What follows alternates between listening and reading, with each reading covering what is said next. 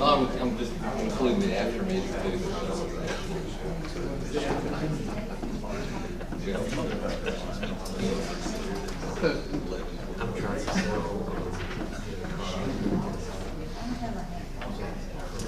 We're going fast.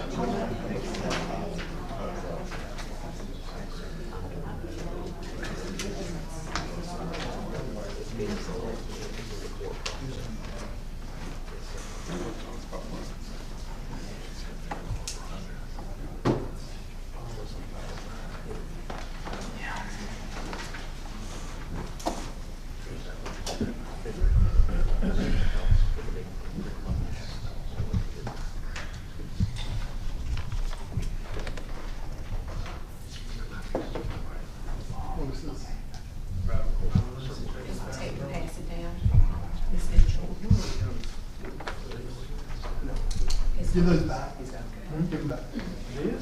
Yeah.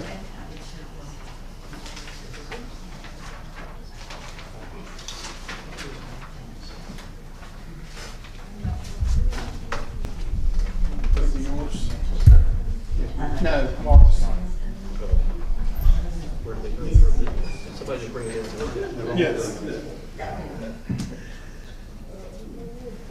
Okay. Ready? Welcome everybody. Today is Tuesday, July the 6th. It's 7 o'clock. This is the Town of Spring Hope Board of Commissioners meeting.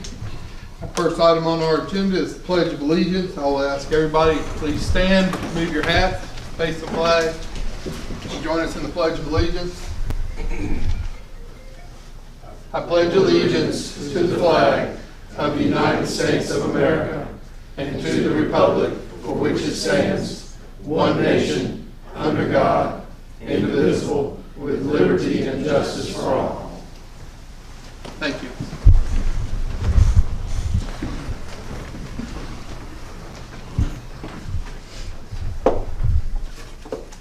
The first item I have on my agenda is the minutes from the board meeting on June the 7th, the special call meeting on June the 14th, and the continued board meeting on June the 28th.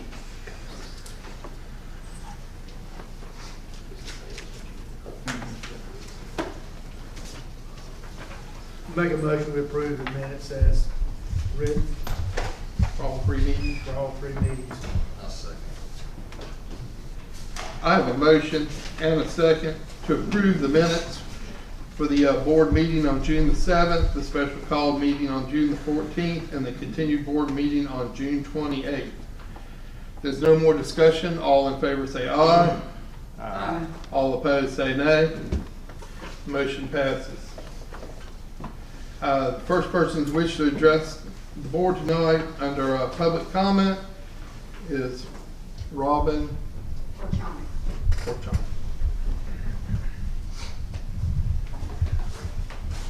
All right, on June 10th, Jay replied to my email whereby I asked why Drew drove past my house. Jay's reply, he did state that he was curious about your interest in town business and services for someone that lives in the county. So the title of my book report tonight is My Interest in Town Business and Services for Someone That Lives in the County. A Facebook post from Southern Nash News under the name of Mark Cohn asked why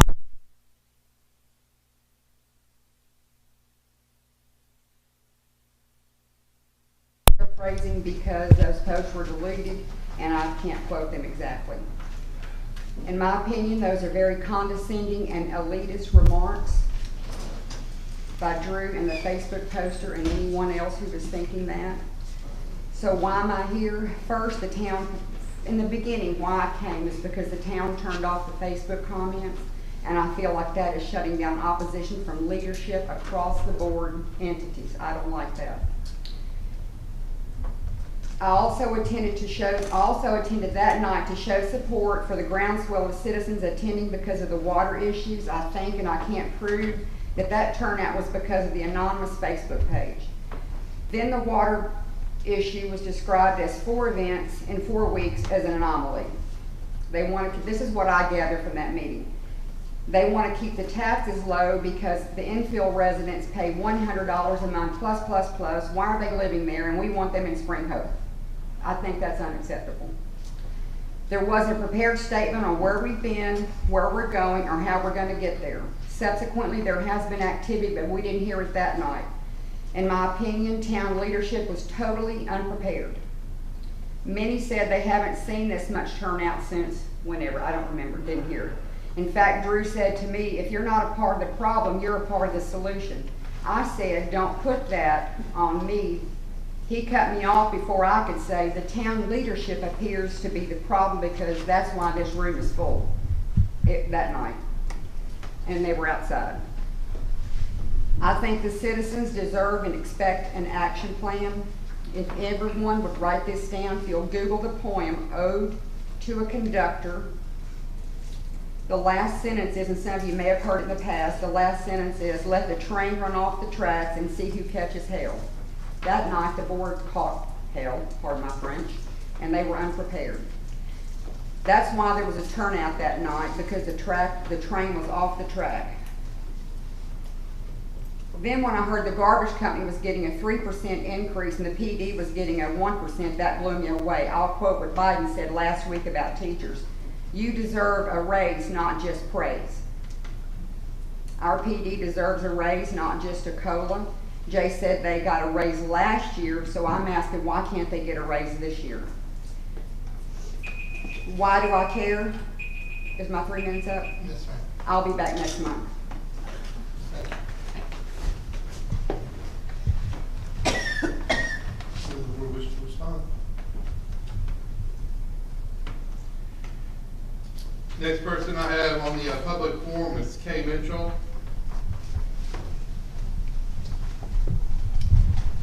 Thank you.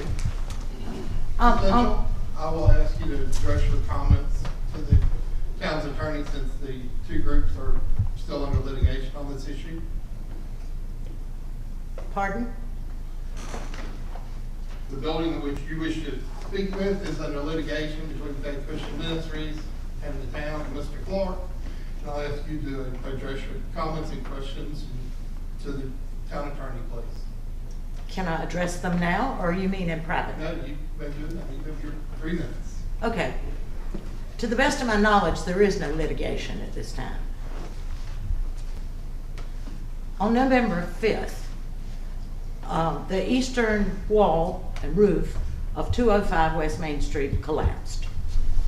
On November 13th, the town sent a letter to John Clark stating that the building located at 205 West Main is of utmost concern as the integrity of the remaining wall and structure concerns the safety and life and property. Additionally, the condition of the building poses a significant threat to the health, safety, and immediate risk of bodily harm to the citizens of Spring Hope.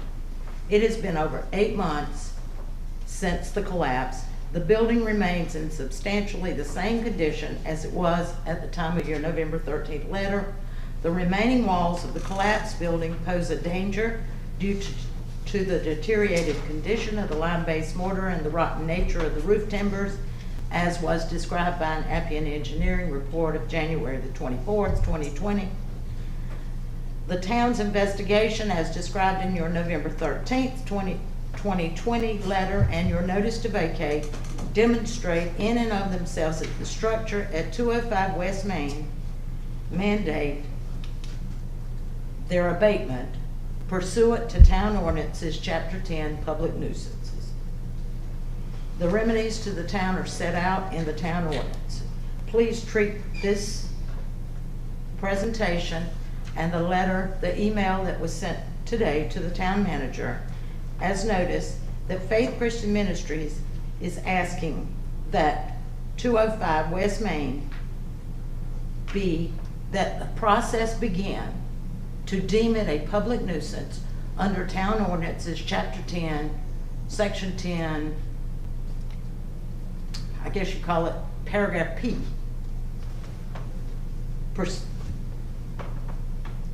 Please direct the appropriate person, be it the housing inspector, the town manager, to inspect the building to confirm that there is a basis for the determination that the building is a nuisance pursuant to the town ordinance and schedule an immediate hearing as provided in the ordinances. We ask that this be done as expeditiously as possible. We understand that it is time consuming, but it's already been 8 months. So what's a little more time? If there are any other options available to the town and or to Faith Christian Ministries to remedy this situation, please advise us. Please pursue those options and please let us know what they are.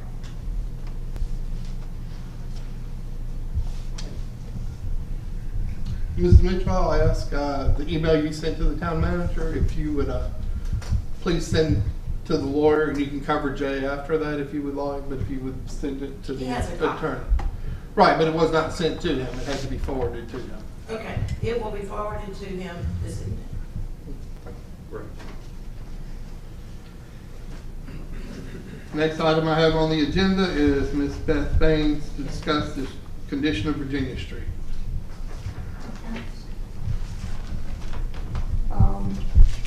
As he said, I'm Beth Baines. I'm here to represent the residents of Virginia Street, and I think several of them are here to support me in this. And of course, we know our town is now working to improve our water supply, and we think that should be a priority. In view of all the recent problems we have had. We also need some good paved, safe streets to drive on and walk on and ride bikes on and push our baby strollers on and so forth. We do have some problems on Virginia Street which have existed for years and are getting worse. The town recently patched 2 spots on our street, or potholes you might call them, and I know that they've also patched some around town on other streets. And we do appreciate that. But we really need some attention on our street.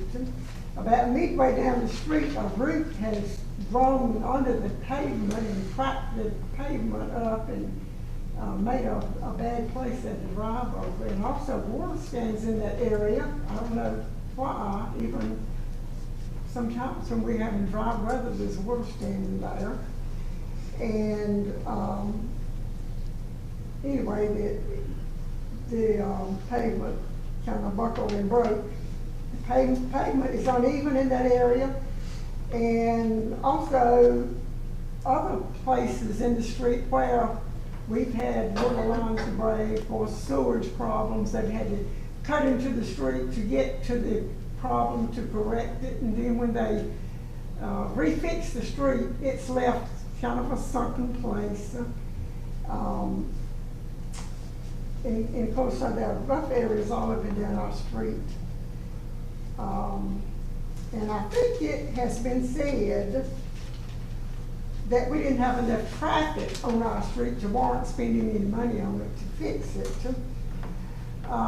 Maybe we need a traffic monitor there so people will our town would realize how much traffic is up and down our street.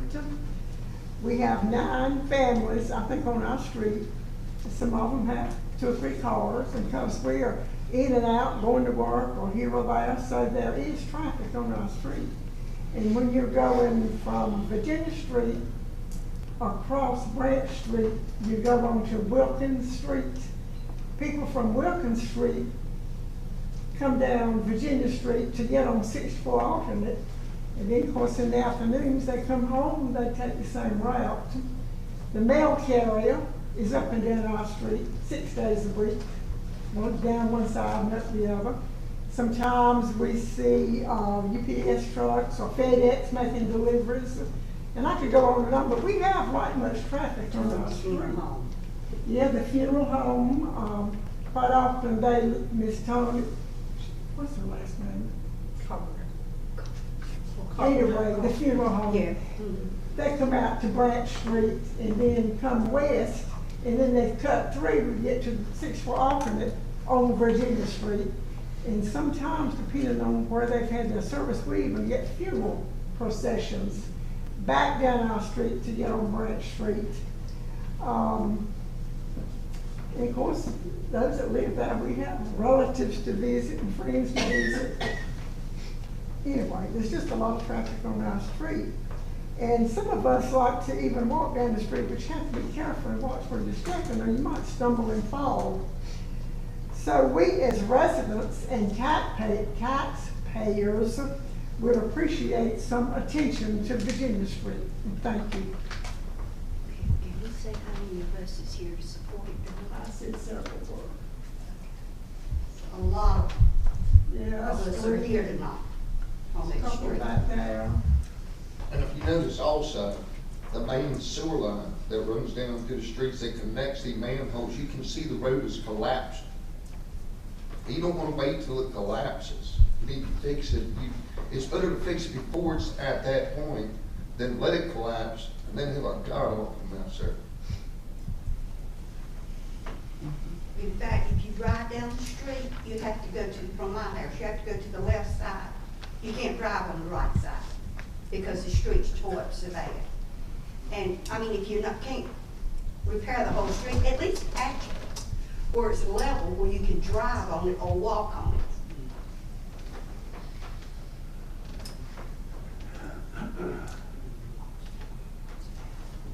How many of y'all know where Virginia Street is? I gotta ask this. How many of you have drove down Virginia Street? So you know what we're talking about, okay? May I ask, who told you that it was not enough traffic on Virginia Street, but it's not to repair? You remember who told you that?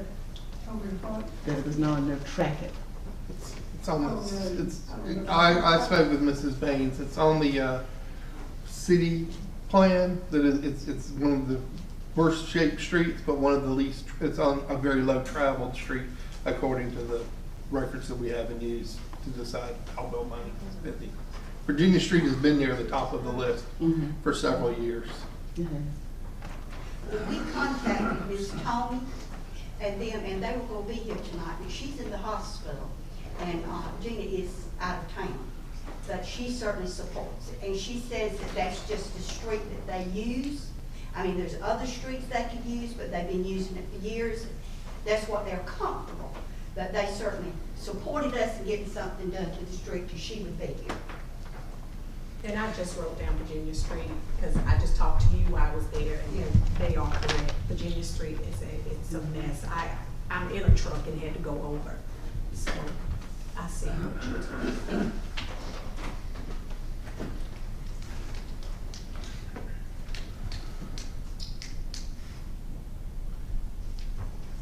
Action by this board, request the manager to see if he can find some money to do some repairs. I think that still remains to be seen. We do need to. I was gonna put him on the spot and ask if he have anything to say about that, Yeah. Jay. Excuse me? You got anything to say about that, Virginia Street? I've been out there at Virginia Street, and I spoke to a couple of the residents out there. Part of the sewer trench is failing out there, and we are aware of that. There is another street as well in town that has a similar situation. Funds for that typically are expended from the PAL bill. Right now, the amount of funds that we have for the PAL bill have already been earmarked for another project. So at this point, we'd have to save up several years worth of funds to potentially fund one of the street projects. Estimated prices on one of the streets is roughly around $200,000. The other has been roughly, for Virginia Street, has been estimated at $100,000 to redo that project. So you're saying now that there's no money projected? Not in the PAL, not in the PAL $200,000? bills, not in the PAL bill funds. So the We've been town. told this before, I mean, really. So- This has been going on for years, and it's just gotten worse and worse. And we've been told that we were at the top of the list, and then all of a sudden, another project come up, and then we're back at the bottom again. And our street just keeps getting worse. And you were up there, we talked with you. But what's the other project you said that was the priority of this? The Cmac Project. The what? The Cmac Project is a project that was already earmarked and funded for several years ago. What is that? That is a sidewalk connection project. So in other words, sidewalk we don't have that many children to walk to school anymore because they ride buses or parents care. So that's more important than the street where our citizens and everybody rides on. That keeps and needs a lot, so that's more important than this. Because the money's been being projected for what you said. Ms. Lucas, also, Ms. Lucas.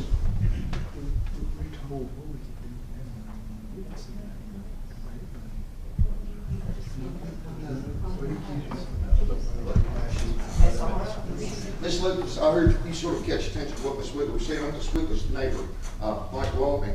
I spoke with Jay one time in the past, the water issue in front of the house, my house. I'm the one, I've still got water today.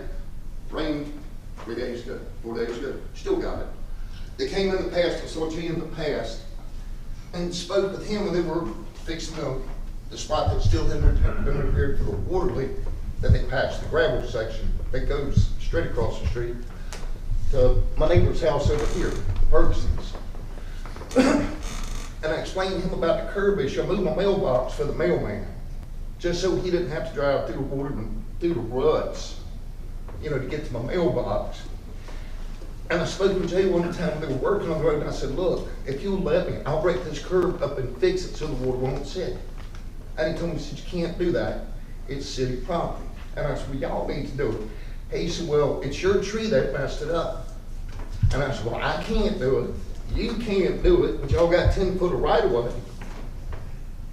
It sounds like the dog chasing his tail, doesn't it?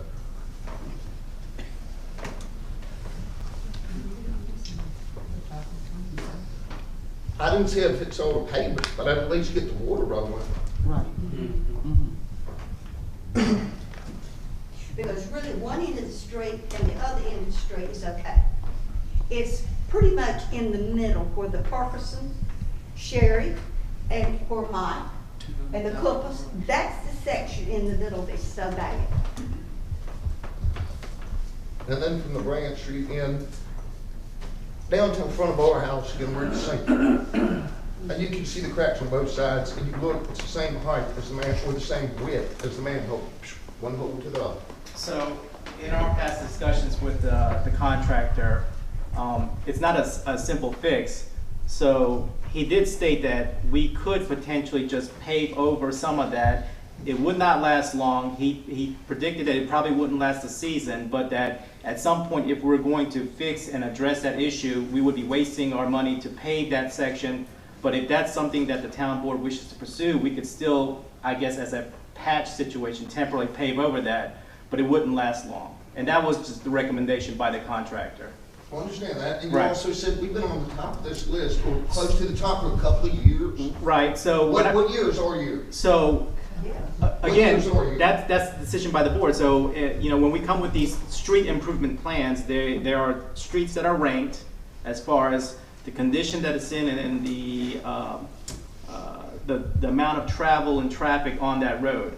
I believe this was probably fiscal year maybe 2018 or 17. We had 4 streets listed. We could not fund all 4 streets. I believe 3 of them were listed. I think Virginia was presented at the time, but it was not selected. So it's on the list, but again, the top 2 streets that are on that list right now is Walnut Street and Virginia Street. So where does the money come from if the sewer fails? Where would the So money- you have to spend different funds from different line items. So for general fund, you have either a PAL bill fund or street improvement, street funds for that. When it comes to water and sewer infrastructure, you actually have to spend the money that's generated from that enterprise. So your water bills, the accounts for all the residents, that pays for water and sewer infrastructure. So we can't spend general fund payments to fix water lines, vice versa when it comes to the streets. Could we not take the street up where it's going down the sewer line and it's collapsing, check the seals on the pipe, and at least reinforce and flatten out that low spot down the center of the road, and then maybe if a little extra asphalt comes up, patch that and use that all under infrastructure funds? Well, I could talk to the town's engineer to see what that would entail. Or concrete, call it a short sidewalk. good permit. The Cmac project is one that's been waiting for years and the funding was postponed. And it finally got released, and so some of the Powell Bill money is being used as part of the town's matching grant for it. But we do only get about $40,000 a year, so it takes almost 2.5 years worth of funding for all that we get back from the state for all the streets in Spring Hope just to fix Virginia Street. We need to go to another town meeting and another entity like the county, the state. I mean, what other can we pursue? What other avenues? We're pursuing where we can and everywhere we What can. about the citizens? Where can they pursue since we're not getting anything done at this level? I'm not going to respond to that. Okay. I mean, for those you haven't guessed, they're not named Waltney's in town, and that is my brother. He's talking about my mother's house, and yes, I know the status of the street. I've watched the status of the street deteriorate over the years. The questions will be whether or not it's his tree or Mrs. Cooper's tree, whether or not that big pond must be taken down because those are the roots that are destroyed the curb and gutter and are eating up the street. And I think both families would be more than happy to allow the town to remove the tree to keep any more damage from being done. But it's you know, we're trying to find a way to get back to it. Buddy, I just had some tree roots removed in my yard because of the funfly. And it didn't cost that much. And so I can't understand what the deal is about going out there and getting a piece of town equipment and getting the roots up. I mean, because I've just had it done. And I had it done the first time, which was 11 years ago, which was another section. But at least we need some hope if you're gonna do something.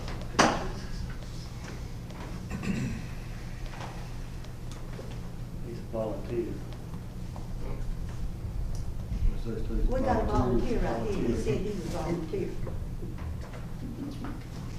Town city could. Ms. Baines, let's get back with you. Let us get back with you, see if we can come up with some type of plan of action.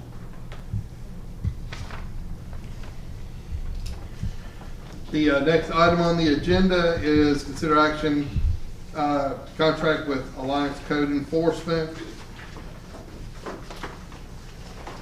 Okay, I'm going to turn this over to you. Brandon Embry here with the company. You'll have a copy of the printout of the PowerPoint and then a copy of the contract itself. The only changes to the terms of the contract is for a period of 1 year. The rate of pay for the contractor it moves from $25 per hour to $38 per hour. And you also have a copy of the reports, the summary reports for the last 3 months for his period of service, which was supposed to be running for a 3-month period. You have April, May, and June. And Brandon wants to. Thank you all for having me tonight. So Jay asked me to come by, kind of explain some stuff on the monthly report. I think we've done 2 so far. We started working on May 17th, so we should have had 2 reports that have come to you so far. We'll start with that, and then I'll go to the presentation. I anticipate a presentation that we will have a PowerPoint, but we'll just work through these notes. So you notice on the monthly report, you've got pretty much red and green. On there, the red are the open active cases, and the green are the cases that we've abated in that last month. So if they were abated in May, they're not going to show up on the June report because we would pull them off of there just so we don't keep the report getting larger and larger and larger. But in the last month, we abated 10 cases. They range from junk pile, junk vehicle, overgrown lots, and pretty much most of your nuisance violations. We held several hearings. 3 work orders were issued. 21 re-inspections were done on some properties. One of the main things that we did was trying to get some of the progress in the minimum housing side. So we were able to meet with property owner at 310 Hopkins Street and did a walkthrough on the interior and walked her through exactly what needed to be done on that structure to bring it up to the standard. And then we spoke with the property owner at 926 Nash Street about his property. He's currently in the middle of selling it and is hoping to have it closed soon. And then we had a shed behind the structure that's in violation be demolished, and they're working towards abating on that property. In the last month, we dealt with 12 minimum housing cases, 14 junk pile, 14 junk vehicle, 15 overgrown, and 10 commercial maintenance properties. I'll go to, since we did this thing at the same time, I'll go ahead and go to the presentation. So on the presentation, the parameters that we had set was that it was a 3-month project for a total of 120 hours. We started on May 17th. So what that consisted of is working 1 day a week or 8 hours a week. We tried to spread it out to where we weren't doing the entire 8 hours in 1 day, just so we could have some time for follow-ups and meeting with other individuals. This report was compiled on June 28th, so we're a little bit further than that now. So it's actually a little bit better than that, but this is going to be based off of June 28th, so basically 2 months into it. The pictures that are in this, those are photos that are taken from in town, just to kind of give you an idea or description if you didn't already know kind of what the violations were. Just showing you kind of an example of what junk nuisance vehicle violations were, open storage of junk and debris, minimum housing. Those are the main ones that are in your nuisance ordinance and your minimum housing ordinance that cause the issues in town. So as of the date of this report, we had opened up 75 cases. 38 of those cases have been abated. 12 properties are actively working towards compliance. This is a combination of minimum housing properties, junk vehicle, and open storage properties. Individuals who've had abundance of open storage or junk vehicles on the property, they're working to remove those or actively working on the properties. Obviously, with 75 cases open, we issued 75 notices of violation. We issued 17 notices of hearing and 2 finding of facts / orders. When you look at the breakdown of the violations in town, 27% of the violations that we've issued orders for or issued notice of violations for were junk piles. 31% were junk vehicles, 21% were overgrown lots, 13% was minimum housing, and 8% were the commercial maintenance. The next 3 slides show you some before and after on some of the photographs. I just went in and pulled these off of our case files. So you can see, some lots that were overgrown for an extended period of time that were cut. You can see one property on Pine that had an extensive amount of open storage and junk vehicles that was completely removed. On the next slide, again on Pine, you've got an abundance of open storage. By that tree, it's been completely removed, overgrown lots, junk vehicles. Basically, what we've been able to do in 2 months, working 1 day a week, is being able to open up 75 cases and abate a little over half of those. Those are things that were just sitting, had been sitting for an extended period of time in most cases, that weren't cleaned up. We're still actively working. A lot of what we started out with came from a complaint list that citizens had complained or other individuals had complained. We took those, inspected those, and then opened cases on some of the properties that were around that we identified when we were in that area. So we stay quite busy when we're up here. Like I said, we've got quite a few cases that are actively working towards abatement right now that we continue to follow up with and deal with them. The commercial maintenance, the minimum housing, those usually take longer because of the process that you have to go through. Just per general statute, to be able to get to the point where you can take abatement action in most of those cases, require you to have the hearing, require you to issue the order, and can require you to have an ordinance put before the commissioners to vote to actually take that action. Our goal and what we've had at this point is, thus far, has been most individuals have been responsive to us. They've been willing to work, have been actively working to abate. So, we still have a little less than a month now remaining on the current contract. But we'd obviously like to continue working for you all to ensure that the progress that was made isn't lost and we continue to abate further cases for the town. Did you all have any questions, concerns, comments, anything like that? I'd love to address those.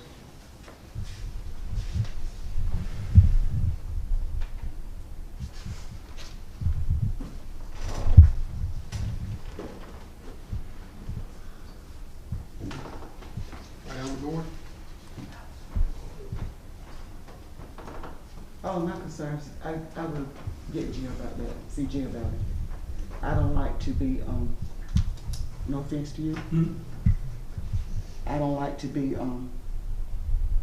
misled. How are you misled? This is for Jay. Okay. I don't like to be misled. Always come up front with me what you're gonna do from the beginning. I knew all along that when they said 3 months, that it was gonna be longer than 3 months. I knew that. And when I saw last month the budget, and Jay had increased the downtown development budget, I mean, I'm not slow. I knew then that he was gonna take those funds and increase your contract. I knew that. Again, I don't like to be deceived. If he wanted you for a year, you should have said so from the beginning. Jay, that's the way that I feel. Don't try to put anything over on me. When the board first took this to consideration, we were going to do a 3-month trial period. It was always known that a potential 1-year contract could be extended. So it's close to a 3-month period. Didn't want a gap there, so it's for the board to consider if they want to continue services. And where are you going to get this money? It's budgeted in the line item for the current fiscal year. Where is it coming from?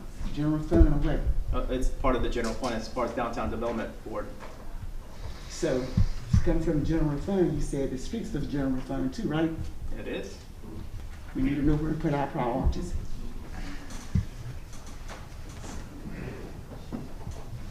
And I've said that more times than one. Know where to put your priorities. I'm for cleaning up this town also. I'm for the beautification of this town also. But we got to learn where to put our priorities. If I could add. Now, you just told those people that it came from the general fund. Now you're saying this money is coming from the general fund. And there's a lot of different departments and budgets within the general fund. It's not just downtown development. I know that.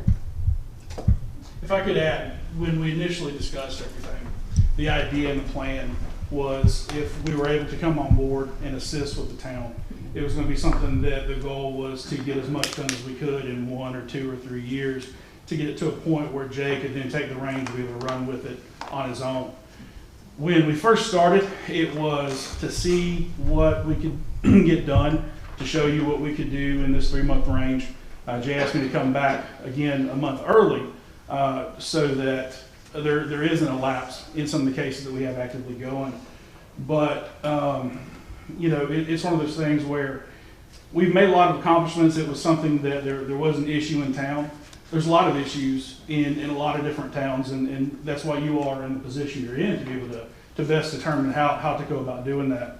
But there is a difference between, you know, different budgets and the amount of budgets that we're talking about. And what we're doing and what we've been able to do thus far is make a good difference in the quality of life in the town. So again, we'd love to continue to do that for you.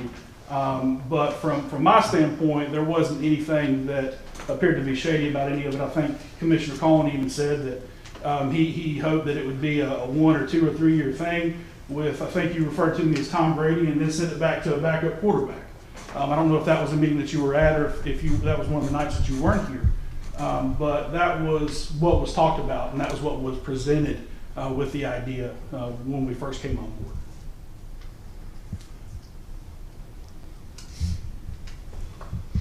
All I know, they said 3 months. That's all I know. Okay?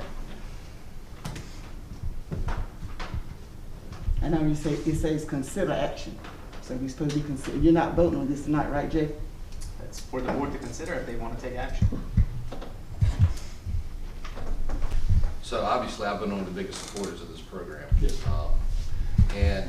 When we started the Downtown Development Board, I guess it's close to about 3 years ago. And we had a big meeting, and we had people come and give their general opinion of what was the #1 things that needed to be done. the town so we could kind of determine where to focus our efforts. And that number one thing was the basic cleanup of the town. There's a lot of longtime residents that know how this downtown area looked and how the town looked and thrived at one point in time. It's come up a lot lately from different entities, new and old people, that want to see Spring Hope go back to the way it thrived. I know both Commissioner Wilkins and I have served on the Downtown Development Board, and this was a big push for us. We've done a lot of studies through the Cardinal Foundation. They did a lot of interviews with businesses around town, but we wanted to support what the citizens wanted the most. And I understand that needs change and things change. However, that still remained number one. So I sit here today knowing that we do have the water issues and that we do have the street issues.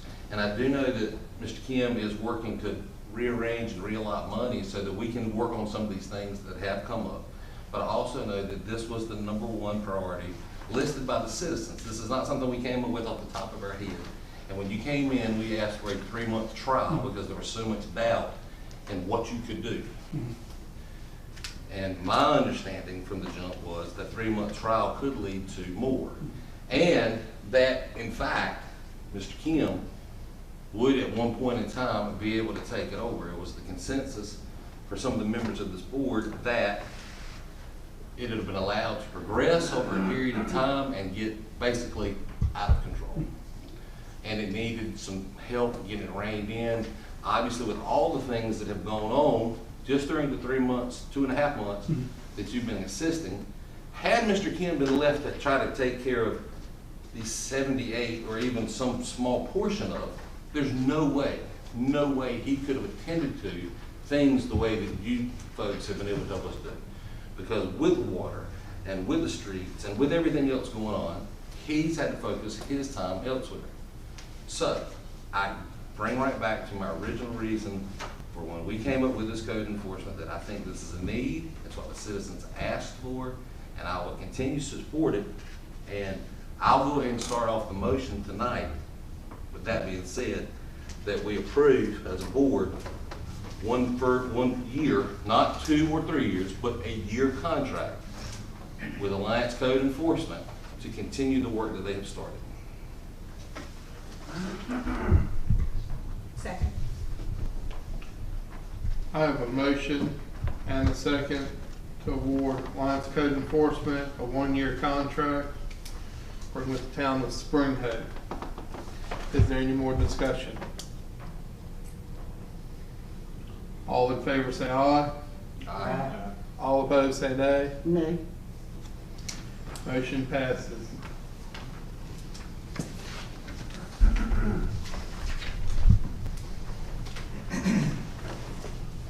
The next item I have on my agenda is a open public hearing for text amendment application 2021 ZTA 03 regarding pawn shops. I will need a motion and a second to go into open hearing.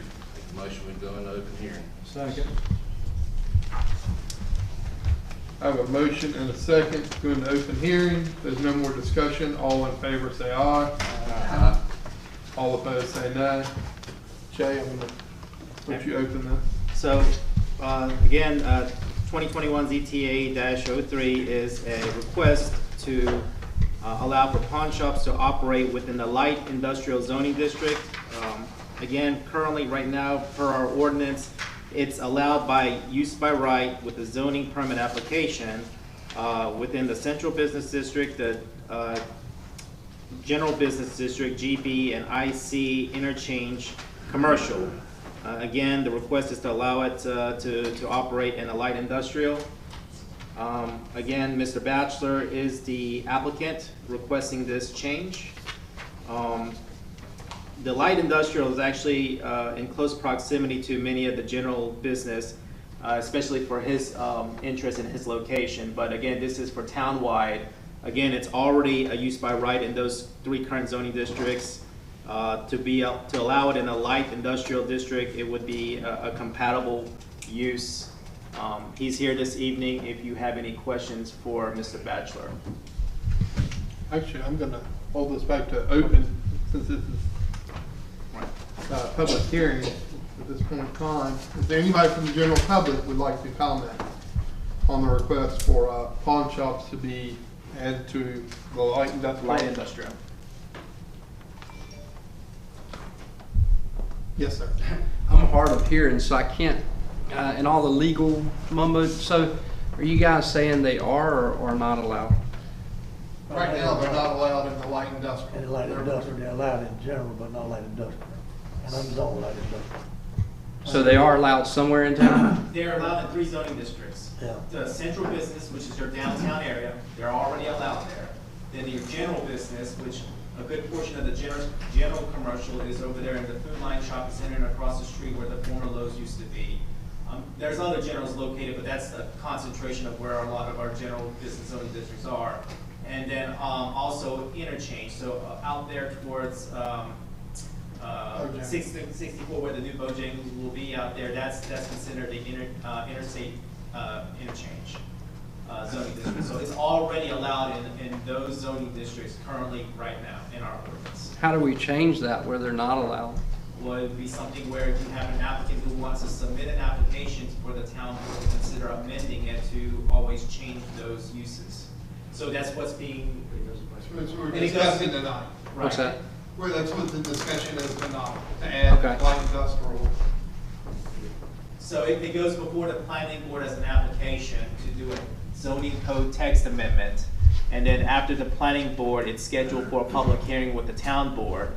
And then the town board has the option to approve it, decline it, or also table the request. So that's what we're having tonight. I personally have never really seen nice areas in our country that are, the foundations are built on pawn shops, where there's a criminal element, and these gambling facilities that, you know, usually cause addictions. So I don't see any good coming from any of it. I mean, it's just a short-term tax increase to get some tax money in, and then what do we let into the town? We got people traveling in and out. It's just, it's not a good, I don't think it's a good thing. Actually, what Mr. Batchelor is doing, instead of him, right now, he could put it downtown on the main street, that's legal. But the place right downtown, right next door is all fine. Over by Food Line, across the street from Food Line is fine. But his business is further east of town over by the auto repair shops. And it was probably just overlooked when this was done. When you go to figure every type of possible business that might come to spring up, where you want them, where you don't want them, pawn shop that might not have been looked at, or it might have just, to me, I would rather see the board add light and heavy industrial and take away the central business district and not let them put a pawn shop downtown on the main street. I would much rather have it over there. You would want it in town instead of? No, I don't, I would not. I'm talking about Personally, the town in general. You cannot forbid pawn shops to operate in the town completely. you essentially by state law have to open some part of your town to every possible business. But what we can do is say you can be here, but you can't be here. So if Purdue wanted to open a chicken plant and wanted to buy the whole block over there, we'll tell them they can't do it in that zone. But they could do it away from the central business. This is a central business district. So we can't not allow any business. We just can restrict where they can be. That sounds good. So, I mean, in my opinion, sitting here, I would love to see, I'm fine with them adding it to light industrial. I'd like to see them take it away from central business. I'm not overly excited about general business, but I can live with that pawn shop over by the grocery stores. But right now, if Mr. Batchelor owned a business downtown, he would not have to ask anybody's permission to do it. He just happens to own a business that's out in that area, and he's in a light industrial, and he would like to open that up. I would make it as difficult as possible and as far away from the town as possible. That would be my point. I think the lawyer will tell us that's a word we're not supposed to use. Inconvenient, maybe. Well, I'm not on the board, so. So the goal is to remove it from general and downtown? He's just asked for light industrial. The board can change it however they wish, but right now it's so the general public can comment. How do y'all feel about adding if a pawn shop could be downtown, but it can't be over I'm just gonna call it bachelor's, it was bachelor's my entire life. Yeah, 40 years. I think it should be a trade-off. I think that if they want to do it industrial, it should be removed from downtown general business. That's all the That's what this part of the meeting is for, so y'all can speak and the members of the board can hear you. Can that be done tonight? No. If you're going to consider removing general business, it's got, this application was intended and went through the planning board process to amend it to allow it in the light industrial. If you want to go through the process of removing it from central business district, an application would have to start back from the beginning to go through the planning board as well too. You can't steer too far from amendments on what the original application was intended for. But this is open, so we can all have input.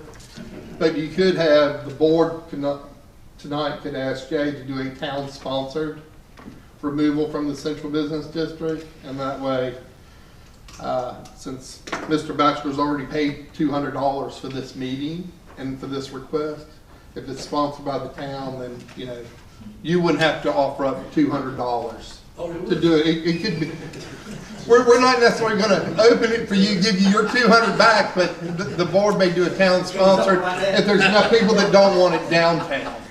And that way nobody would have to, but actually technically under this point in time, if you didn't want it downtown, y'all would need, not Mr. Batchelor, but the rest of you, you would have to come up with the $200 to do the paperwork through Jay to do this, but the board could ask if there's enough people that are interested in not having a pawn shop downtown. The board could ask Jay to do a town sponsor. That application can be endorsed? It can be a town sponsor application, so what he's asking is that there's enough people in here attending tonight, if they want to give a response and if their interest is that they would like to see it removed, you can speak up tonight to state that. So who would like it removed from downtown general business and only industrial? So pawn shops would not be downtown, right? That's what you want. That's what you want anyway. Jay, how long, were you able to track how long that ordinance had been in place to allow pawn shops? Because I haven't heard of anybody ever wanting to put one here. Actually, probably Mark and I are the only two, and this was the whole zoning issue was, I think, done by some students at NC State or somewhere. It was like a college group that put this together for us. If you look at the zoning book, it is 3 or 4 inches. It's the thickest book we have, and over the years you're going to find things we missed, businesses we didn't think about, and then. And when you're going through it, it was literally hundreds of pages. And do you want to look at, well, why don't we say pawn shops could be here, but they could be here? You know, it was like, well, there's not one. Next line, next line, next. Nobody's ever asked for it. Right. There's thousands of blocks that were filled. So if the general public has spoken and nobody else wishes to address the board. So there's a movement to endorse it? Well, that would. The next one we're going to do is a town sponsored, the next issue, but I think enough has spoken. I haven't heard anybody, and please don't feel like you're being browbeat to say, I want to open a pawn shop downtown. You're more than welcome to raise your hand and say that and run the door. It's unlocked. If you hit it, there's a panic bar on it. You just got to outrun the people. So if there's no more comment from the public, we'll go back into open session and proceed with business, and you may get your wish from a board member or two. It may be at the end of the meeting, maybe during the meeting. If there's no more comment from the public, I would ask for a motion and a second to go back into open hearing. Make a motion to go back into the open hearing. Second. I have a motion and a second to go back into open hearing. If there's no more discussion, all in favor say aye. All opposed say nay. The motion passes. The next item on our agenda is consideration for a text amendment, application 2021 ZTA 03 regarding pawn shops. I make a motion 2021 ZTA -03 is not inconsistent with comprehensive plans that have been adopted by the town of Spring Hope. I'll need a second. Second. I have a motion and a second saying that ZTA 03 is not inconsistent with comprehensive plans been adopted by the town of Spring Hill. If there's no more discussion, all in favor say aye. Aye. All opposed say nay. Now I'd like to make a motion that 2021-ZTA-03 is reasonable and in the public interest. Second. I have a motion and a second that ZTA 03 is reasonable and in the public interest. If there's no more discussion, all in favor say aye. Aye. All opposed say nay. And for a third motion, I'd like to make a motion that the Board of Commissioners does approve the following amendments to the Town of Spring Hill Code of Ordinances, amend section 26-70. Second. I have a motion and a second that the Board of Commissioners does approve the following amendments to the Town of Spring Hill Code of Ordinances. If there's no more discussion, all in favor say aye. Aye. All opposed say nay. Mr. Bachelor, you're Thank now y'all. good in the light industrial. Thank y'all, appreciate it. Good luck. Jay, I'll see you tomorrow.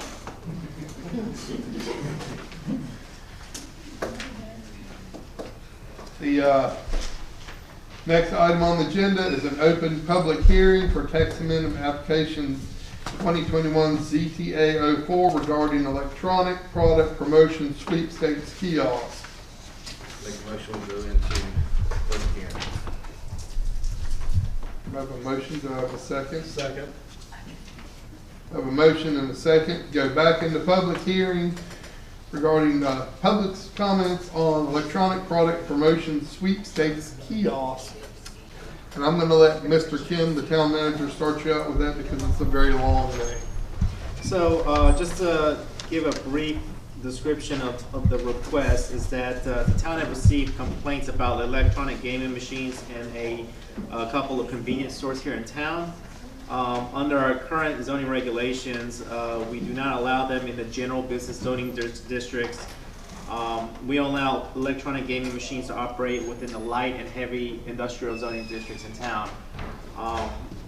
After verbally issuing a warning to one of the convenience stores, they reached out to their attorney, and we received a letter stating that the company that produces the machines that were located in those businesses do not fall within what they claim is the definition of an electronic gaming machine for the town.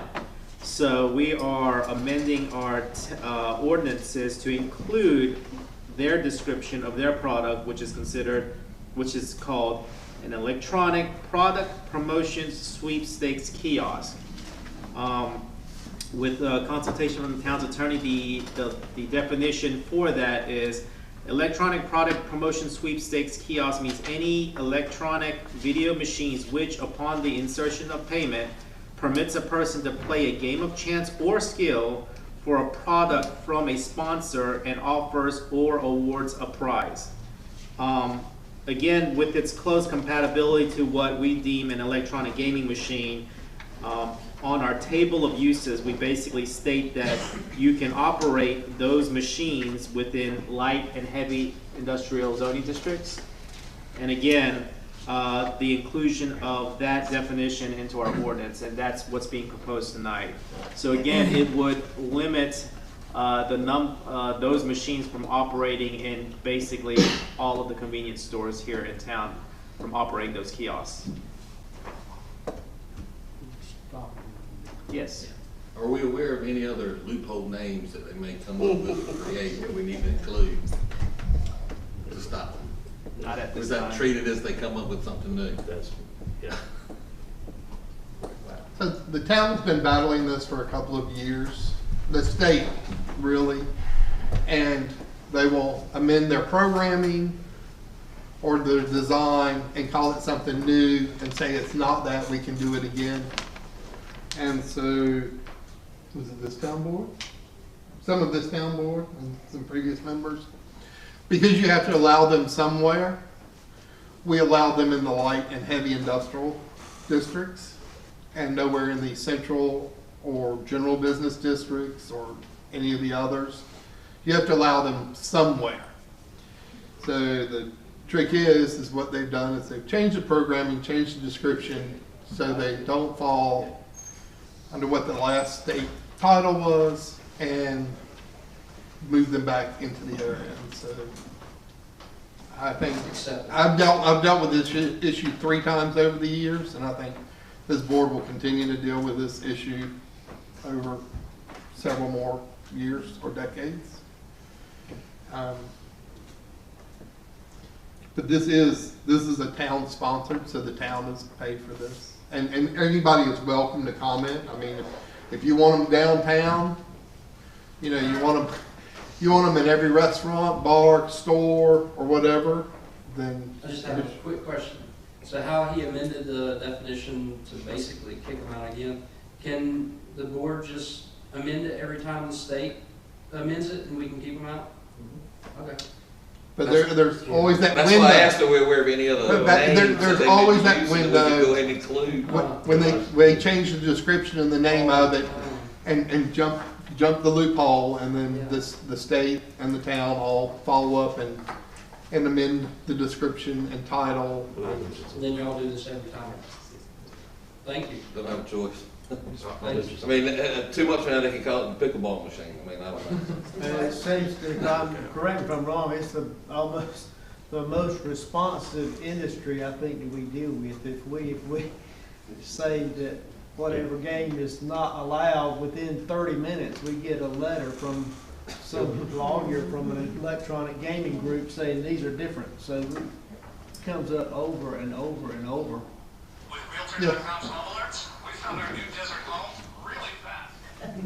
Yeah, so it's I just want to add. She's proven if you can't keep the casinos out. Yeah, I'm not sure, I haven't read over your specific ordinance and dealing with those. A lot of what some other towns are doing are putting a limit of distance between how far they're allowed to be close together. We have that. We have a distance. They have to be away from churches, residences, each other. Right.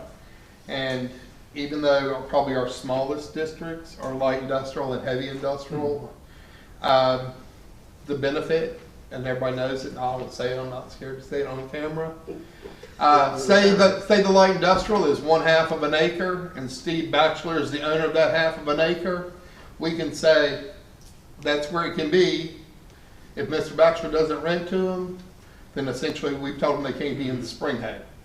And you know, whether or not they want to come up with enough money and buy Mr. Batchelor's property or your property or my property because it's in that district, then we move on to the next thing. But we do, I'm not sure what the limits are, Mr. Kim.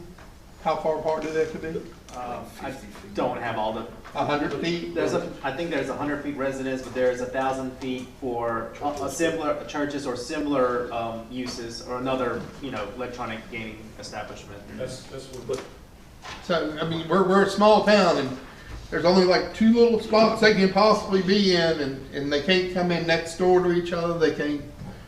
It's smart. I think y'all are doing an excellent job staying ahead of it. Thank you. Until Las Vegas wants to come to the Spring Happens, might change the rules and let them put them all side by side, build on top of each other. Let me just say one thing about that. Yes. I mean, but everything you're talking about is about electronic gaming systems, and what the lawyer for this company is saying is that the machines that are currently there aren't even under that definition. So the lawyer for this company is saying that our town ordinances do not cover their machines. So we already have ordinances about electronic gaming, but they're saying this is not electronic gaming. So we're having to amend our ordinance to make sure that the town has ordinances that cover these machines, which are a separate machine than the electronic gaming machine. It's the product promotional sweepstakes kiosk, I believe is the new title. Right. And there's permit fees, right, and then towns, I mean, in addition to what you've said, paying per machine, that the businesses have to pay the town a certain amount of money per machine. But once again, we can't collect on these machines because their lawyer is saying it's not covered by our definition. And so rather than going back and forth and arguing about the definition, we'll just create a new definition that covers these machines. Anybody else from the public wish to comment? Who gets to deliver the news to them that they have to remove the machines? I think it's the man in the corner and the man in the center of the back door. And we appreciate them showing up in full dress. You might, for me, thank you. Those are good definitions, good explanation. So if nobody else from the public wishes to address the board, we will go back in open session and probably add another label. Make a motion to go back in open session. Second. I have a motion and a second to go back in open session. If there's no more discussion, all in favor say aye. Aye. All opposed say nay. Motion passes. We are back in open session. The next item on the agenda is consider action for text amendment application 2021 ZTA 04 regarding electronic product promotion sweepstakes kiosk, and this is a town-sponsored application. So I do have a question. Is there a need for an amortization clause? Yeah, you have a copy of a printout for that. That's motion 4. Gotcha. And towards the bottom, second to last sentence, it says to add such kiosks to the table shall be removed within blank months of the addition. Again, that's at the board's discretion to decide how much time they have for amortization.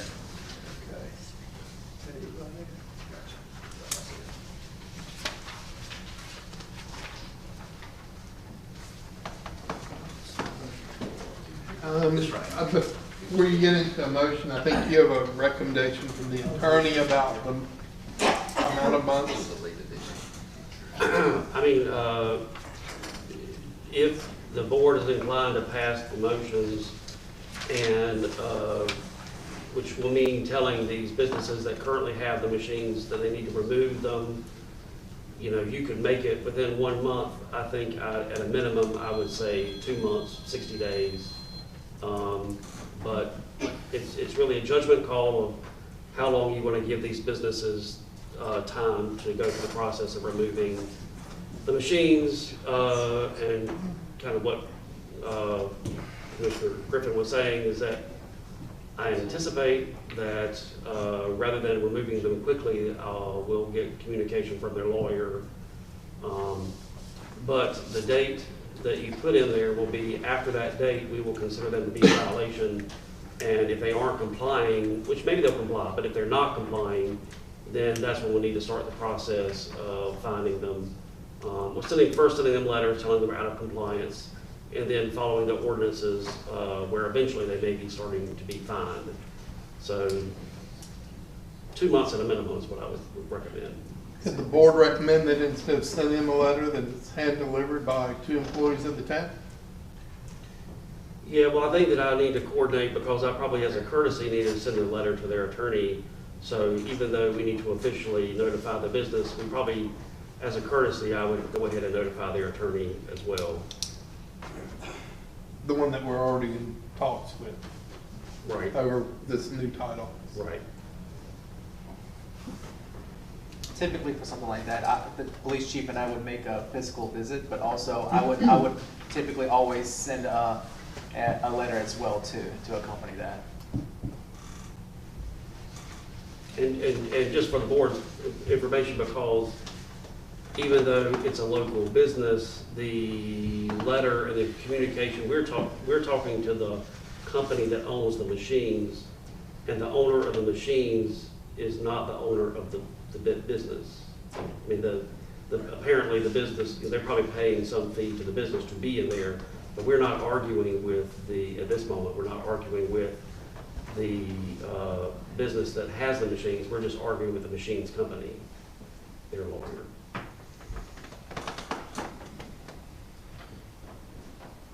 So is 1 month too short of a, how do you recommend it to? That's up to you. It took them probably a day and a dollar to get them in there. So 1 month should be ample time, right? Yeah, and I will say, you know, on their behalf, they did, when the town manager and chief told them to shut them down, they did shut them down. And they only turned it back on after their lawyer sent the letter to me, and we did not argue back to them because we decided to go this route that we're doing tonight.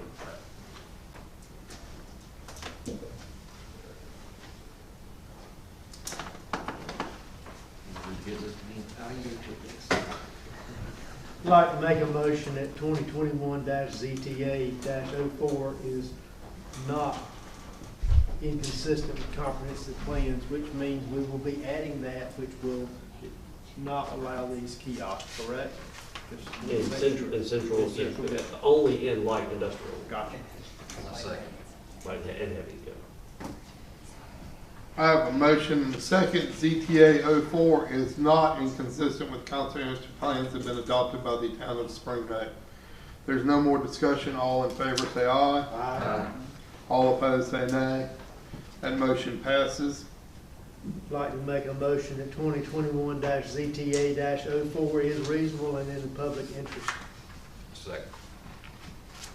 I have a motion and a second that ZTA 04 is reasonable and in the public interest. If there's no more discussion, all in favor say aye. Aye. All opposed say nay. That motion passes. I'd like to make a motion that the Board of Commissioners does approve the following amendments to the Town of Spring Hope Code of Ordinances, amend section 26-7, 26-240.1. Second. I have a motion and a second on item 3. The Board of Commissioners does approve the following amendments to the Town of Spring Hope Code of Ordinances. There's no more discussion. All in favor say aye. Aye. All opposed say nay. That motion passes. Now I'd like to make a motion that the use of any electronic product promotion sweepstakes kiosk that is or becomes non-conforming by virtue of the adoption of section 26-240.1 and the amendment to the table in section 26-70 to add such kiosks to the table shall be removed within 1 month of the addition of section 26-240.1 to the zoning ordinance. I have a motion and a second on item 4 with a time limit of 1 month. I'm not going to read all this since you did. There's no more discussion. All in favor say aye. Aye. All opposed say nay. That motion passes.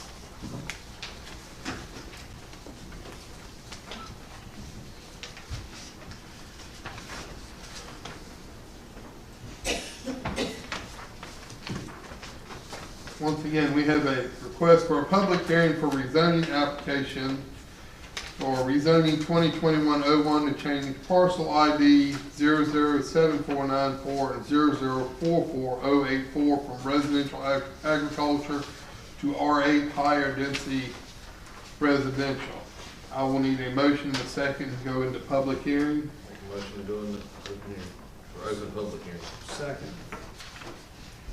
I have a motion and second to go into a public hearing for the rezoning application request. There's no more discussion. All in favor say aye. Aye. All opposed say nay. Mr. Manager, I'm going to put the ball back in your court to start with. Okay, again, a slight description of the request for this evening is that developer Tom White, who is here this evening to answer any questions from the board and the public, has interest in developing a parcels listed above. Again, 007494 and 044084.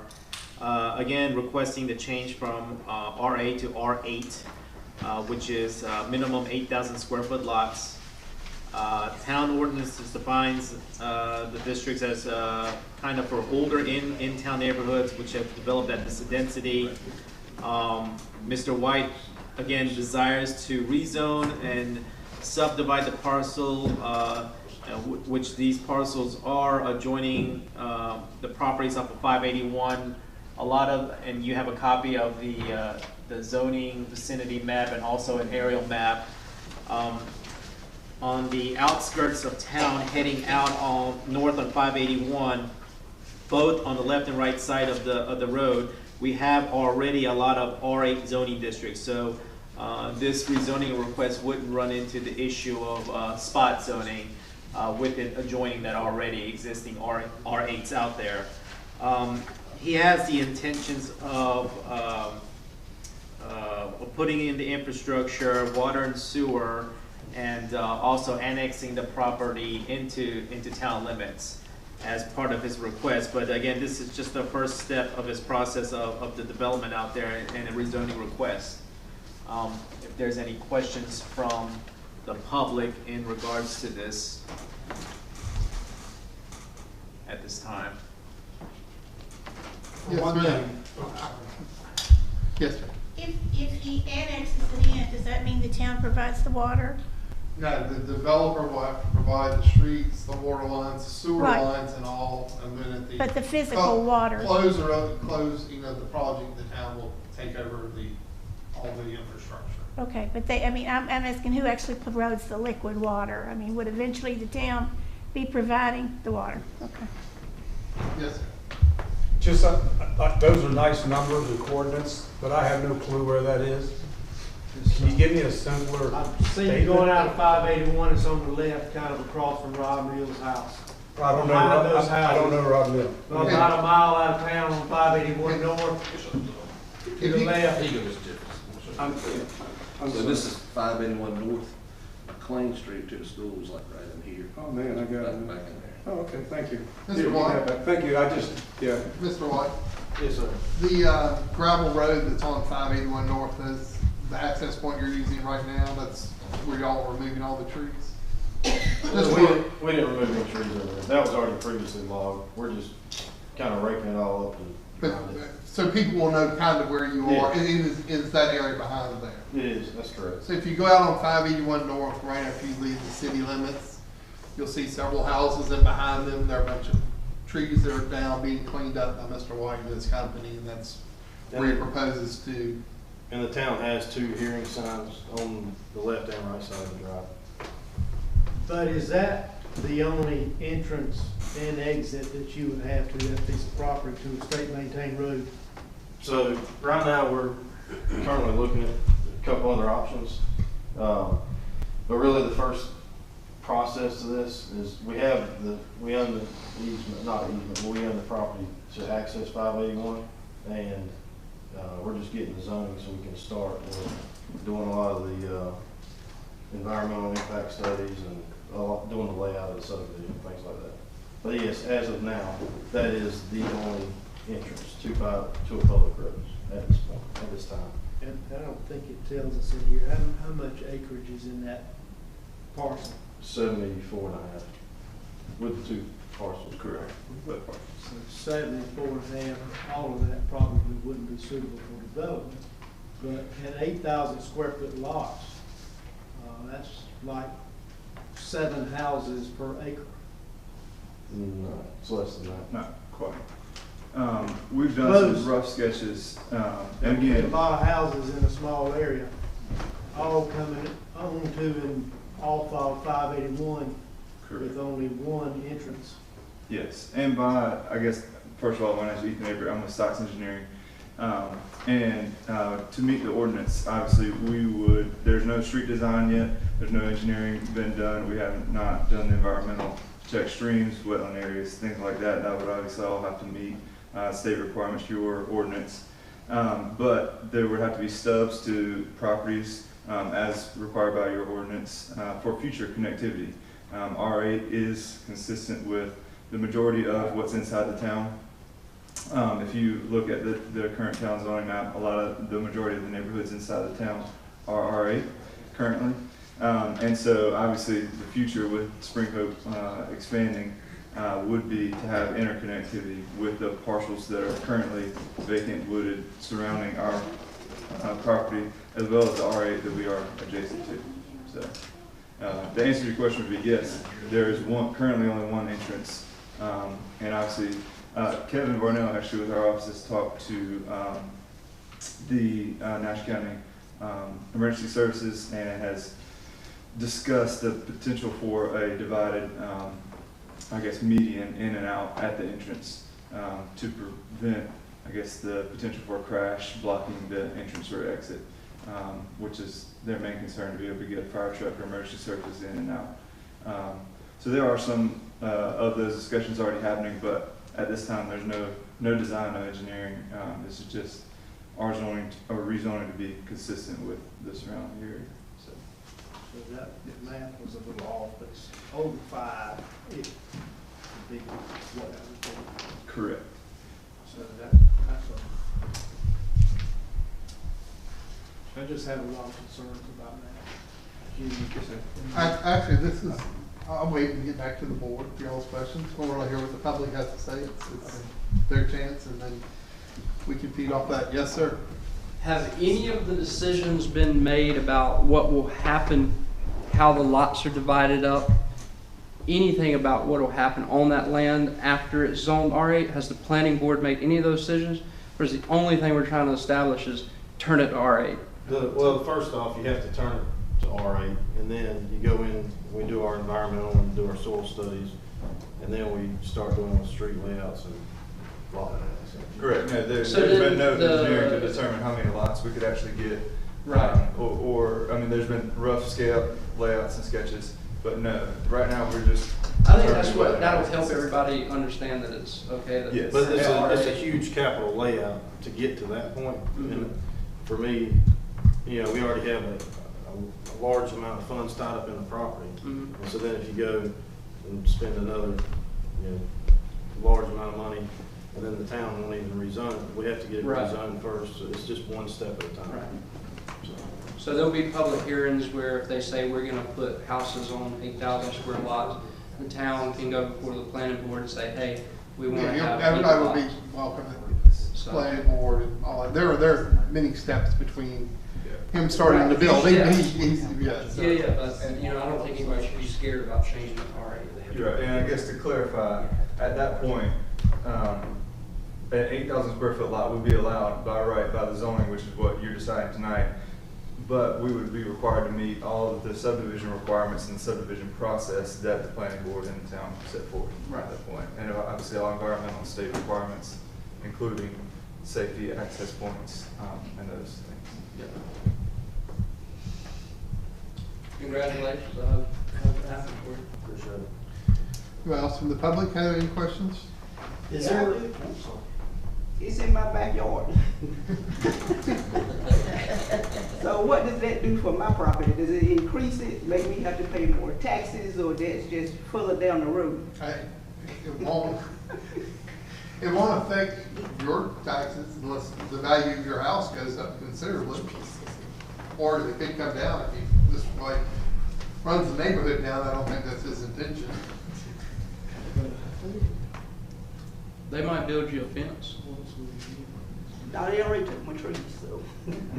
Well, it depends on the number of houses, how the subdivision ordinance plays, and he may have to put a buffer zone, he may have to plant trees and bushes back. Well, and just to be clear, we didn't do any of the clearing. It's been done by all those trees were taken out. Yeah, I know you won't be able to. You go there and pick up all the stuff, do some more, grow it back. Are there any studies on how all these new homes will affect the school system? That seems like Spring Hope Elementary seems pretty packed already. More homes, I mean, that would be building onto the school, another school. And it seems like There's the flip side of that coin with they're wanting voluntary, they're offering voluntary annexation, which I'm sure the managers out there doing this because that's more money coming in. That's, that's, more money for infrastructure, more money for the police department. If you have, like I said, you could rub your crystal ball, and this is for the public. Do you have any idea how many houses you would like to put back there? Yeah, I mean, we have an idea that with what we have under construction and proposed, it's going to increase the tax base of Spring Hope by about $60 million. How many houses? With what we have under construction and what we propose would be around 220. 220 houses. 200. But we remember, 47 of those, 48 of those you've already done. So what's going to happen? If you already know that you're going to get opposition from the town about putting that many houses out there, you're still going to want to pursue on it as R8? Yeah, I mean, I mean, a lot of the problems that everybody's been sitting in here about tonight is, I mean, you imagine the tax base, you know, in 1 year with what we're putting in, you can pay Virginia Street.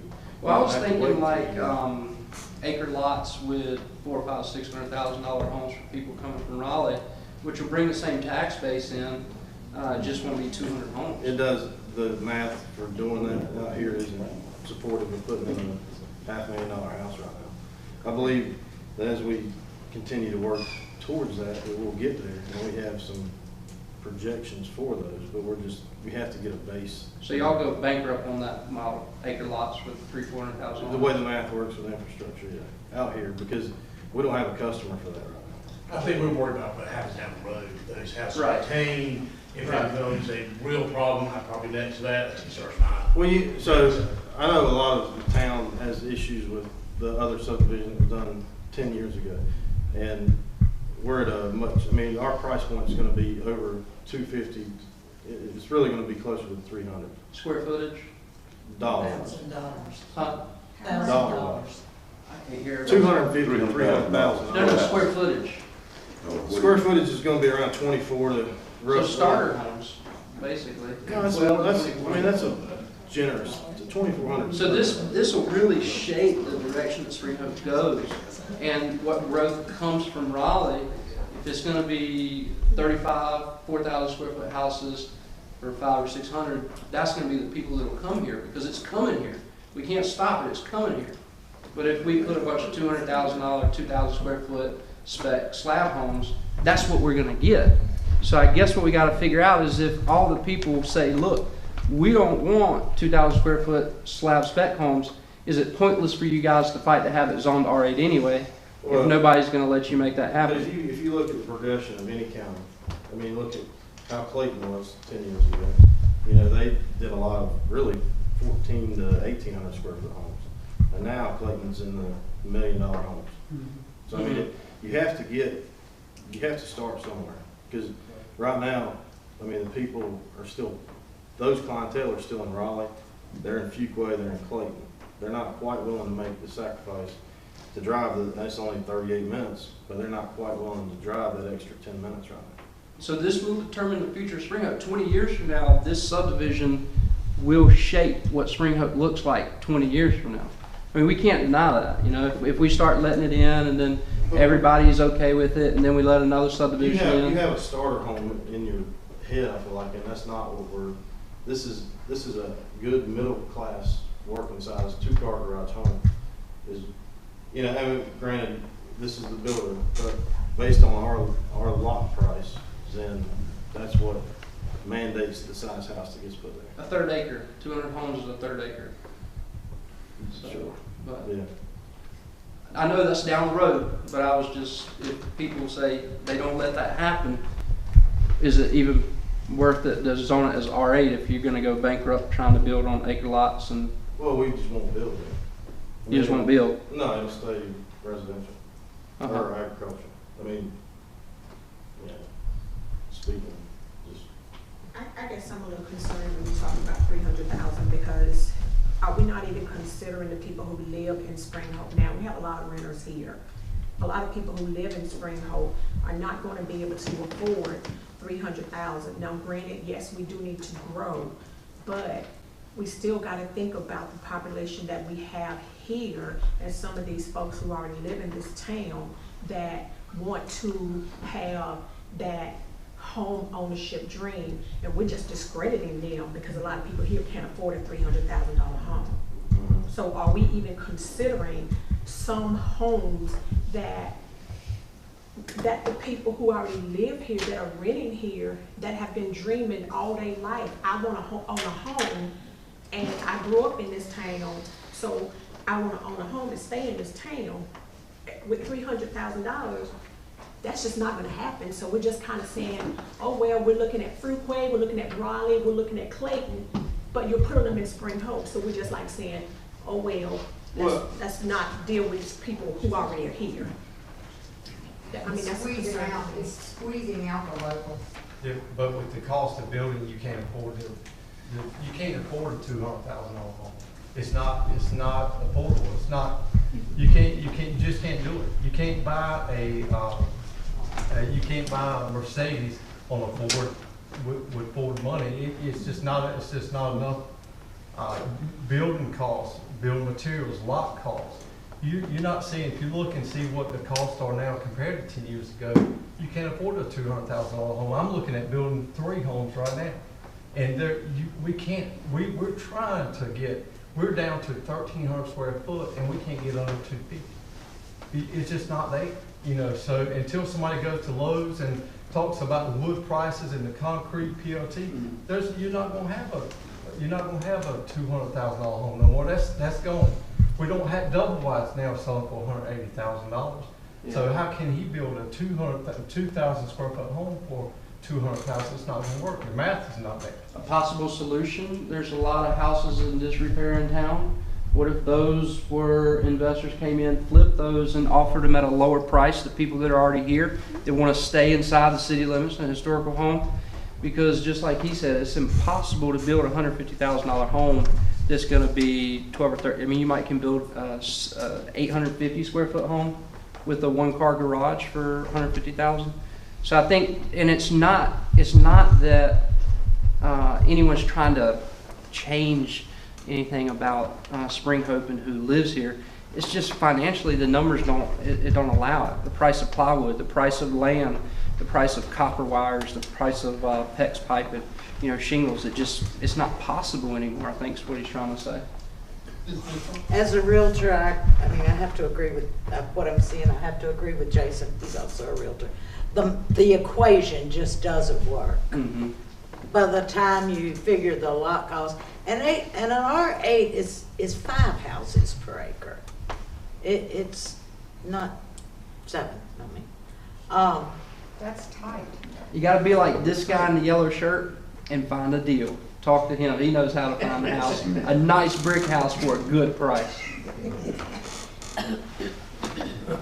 So is a fence going up in the back to where the other landowners, other people who own land back there, how are you guys going to do kind of the separation for other people who own land back there? That's further down the road with planning. I mean, we haven't gotten to that was I'll call under planning, and when the planning board gets it and the subdivision rules and all of that.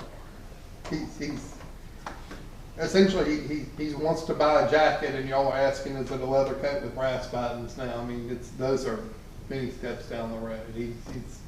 And it'll all come back to the board. I'll hold the rest of my questions till they come back.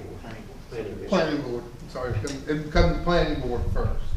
And to ease people's nerves about the water, you guys are drilling a new well, and you'll help provide more water for the town.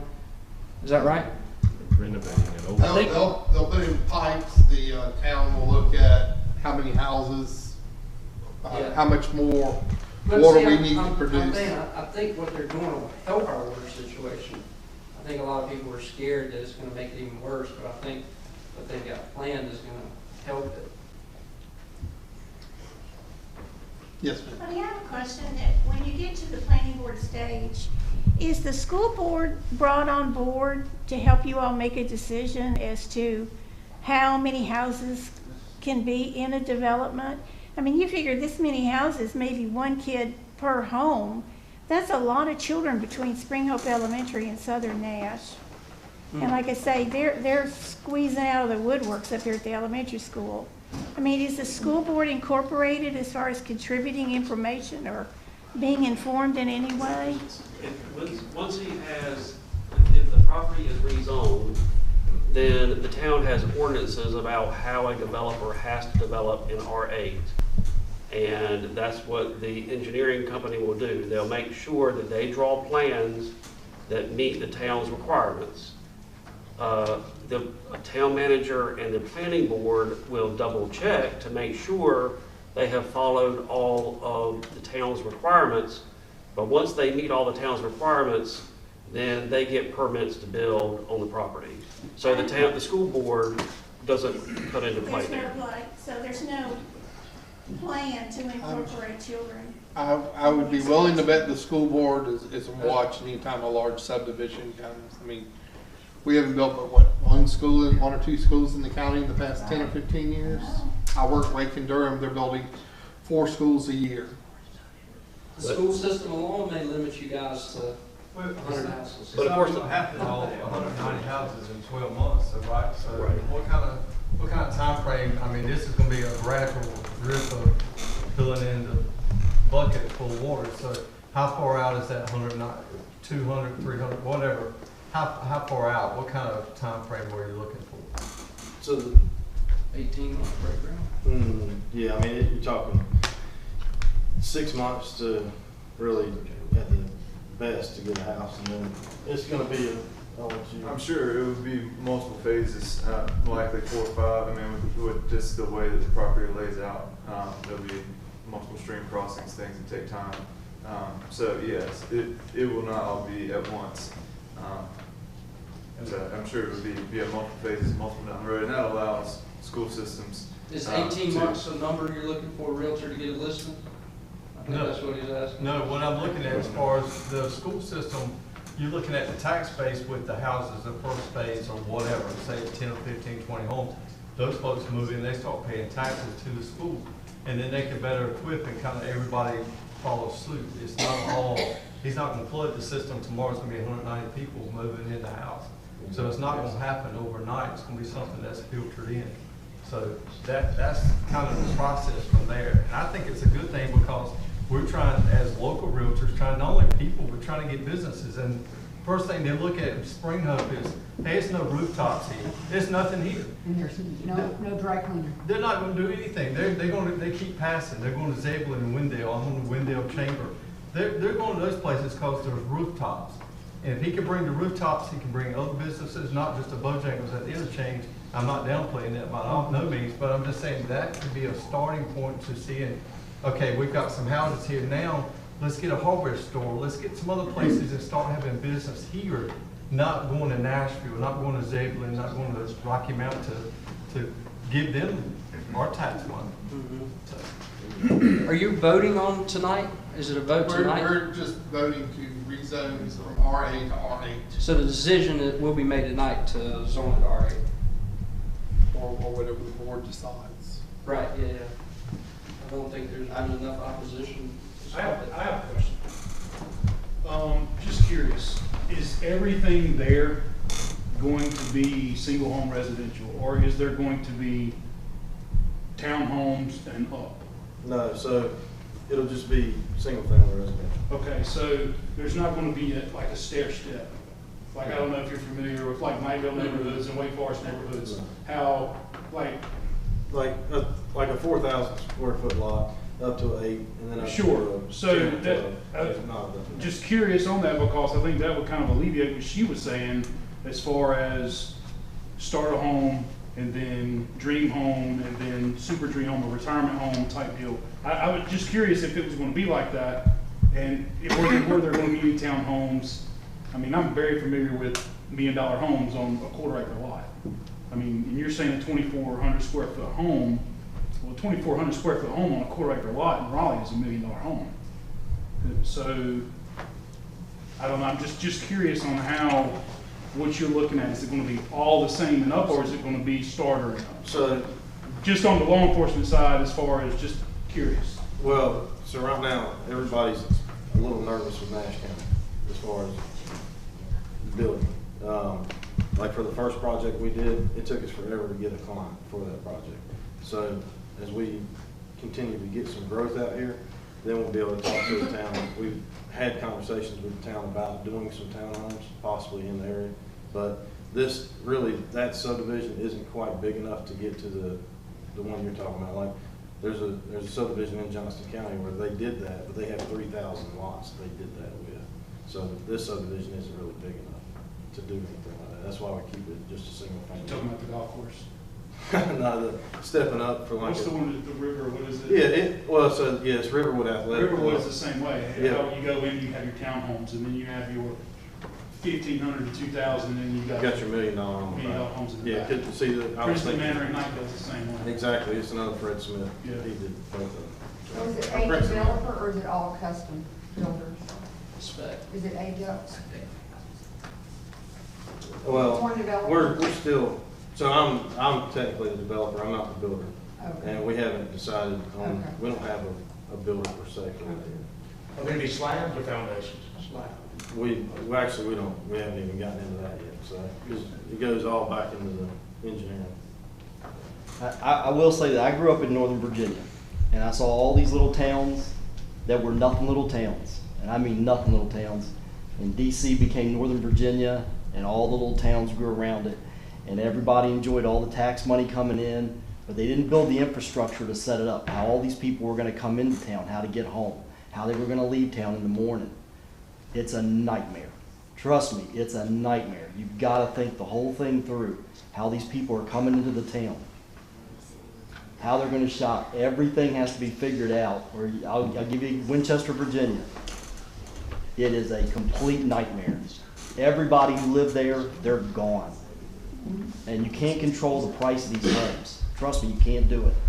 I've seen dumps that you wouldn't let your dog stay in some of these homes. They go for $500,000 in Northern Virginia now. You're not gonna be able to control the prices. You can control how it's done, where it's done, and the infrastructure of how people come and go. That's the only thing you're gonna be able to control. If you're gonna build a bunch of houses here, on this lot, and this lot, and this lot, and you're like, oh, we got all this tax money coming in. But once you've built those things, your ability to build that infrastructure is gone. The roads, everything, it's over. You've got to work around everything that you've already put in instead of thinking about it ahead of time. And trust me, I saw it over and over again for 35 years. Every town up there around Northern Virginia is a nightmare. Was there any consideration given to a different zoning? Maybe an R12 or R13? I mean, does your equation, I mean, was that the reason, does it not work with that? Not I mean, the out here. cost of the infrastructure, the cost of the land. Not out here right now, no ma'am. You because just- it we won't- can't get, I mean, the housing prices aren't high enough to support the lot cost. And the infrastructure Right.